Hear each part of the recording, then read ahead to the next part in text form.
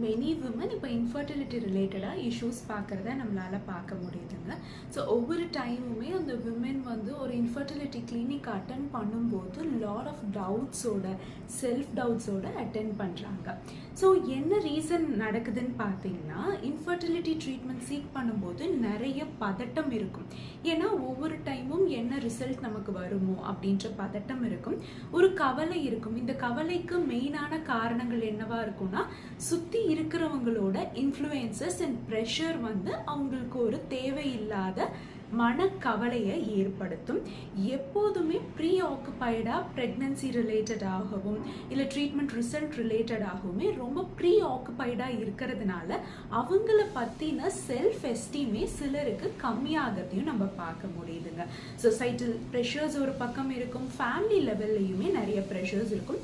And ரொம்ப காமனாக encounter பண்ணக்கூடிய இன்னொரு ப்ராப்ளம், பார்ட்னர்ஸ்குள்ளேயே இஷ்யூஸ் வரதை நம்மளால பார்க்க முடியுது. இப்போ ஃபார் எக்ஸாம்பிள் ட்ரீட்மெண்ட் வந்து ஒரு லாங்கர் டைமில் எடுத்துக்கிறாங்கன்றப்போ பார்ட்னர்ஸ்குள்ளே நிறைய மிஸ் அண்டர்ஸ்டாண்டிங் வருது.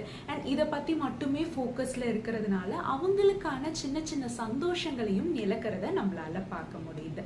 ஸோ இதை எப்படி ஓவர் கம் பண்ணலான்னு பார்த்தீங்கன்னா, ஸோ முதல் விஷயம், ட்ரீட்மெண்ட் பற்றின கிளியர் கட்டான ஐடியா இருக்கிறதுங்க. அதாவது வெளிப்புற சோர்ஸில் இருந்தெல்லாம் டீட்டெயில்ஸை கலெக்ட் பண்ணாமல் கைனகாலஜிஸ்ட் கிட்ட பேசி எப்படியான ட்ரீட்மெண்ட்ஸ் இருக்கும், ட்ரீட்மெண்ட்ஸோட கோர்ஸ் எவ்வளோ நாள் இருக்கும், என்ன மாதிரியான ரிசல்ட்ஸ் நம்ம எக்ஸ்பெக்ட் பண்ணலாம் அப்படின்ற clear cut idea about the treatment எடுத்துக்கணும் முதல் விஷயம்.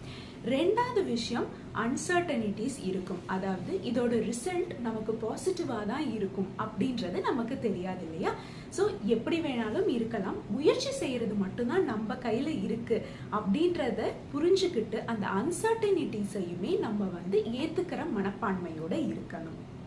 அதே போல் முக்கியமான விஷயம் ஹோப்போட இருக்கிறதுங்க. ஒரு நம்பிக்கை தான். ஏன்னா லைஃப்பில் நம்ம எந்த விஷயம் பண்ணாலும் அதில் ஒரு நம்பிக்கையோடு பண்ணும்போது நம்ம சீக்கிரமாக துவண்டும் போயிட மாட்டோம். அடுத்த முயற்சிகள் எடுக்கிறப்பையும் நமக்குள்ள ஒரு பெரிய தாழ்வு எண்ணமோ இல்லை ஒரு நெகட்டிவ் தாட்டோ வராமல் நம்மளால பார்த்துக்க முடியும். ஸோ இந்த ஹோப் அப்படின்ற விஷயமும் ரொம்பவே இம்பார்ட்டண்ட். நாலாவது விஷயம், ஒரு பர்சனல் டைம்னு எடுத்துக்கிறதுங்க. அதாவது ரிலாக்ஸேஷன் ஆக்டிவிட்டீஸில் இன்வால்வ் ஆகிறது, ஒரு ஃபிசிக்கல் ஆக்டிவிட்டி எடுத்துக்கிறது மைல்டாக, அது கைனகாலஜிஸ்டோட அட்வைஸோட எடுத்துக்க போகிறது தான். அதே போல் ரிலாக்ஸேஷன் எக்ஸசைசஸ் லைக் ப்ரீதிங் எக்ஸசைசஸ்லாம் பண்ணும்போது நமக்கான டைம் கிடைக்கிறதுனால நம்ம ஒரு ரெஃப்ரெஷ்டாகவும் ஒரு ஹாப்பியாகவும் ஃபீல் பண்ணுறதுக்கான வாய்ப்புகள் அதிகம். அதே போல் அஞ்சாவது விஷயம், ரொம்பவே முக்கியமான விஷயம், பார்ட்னரோட நல்ல கம்யூனிகேஷனோட இருக்கிறது. தேவைப்படும் போது பிரேக்ஸ் எடுத்துக்கிறது, ஒரு வெக்கேஷனுக்கு போகிறது, அந்த மாதிரி இருக்கிறதையும் எடுத்துக்கிட்டு அதே போல் அந்த கம்யூனிகேஷனை ரொம்பவே நல்லா மெயின்டைன் பண்ணுங்க.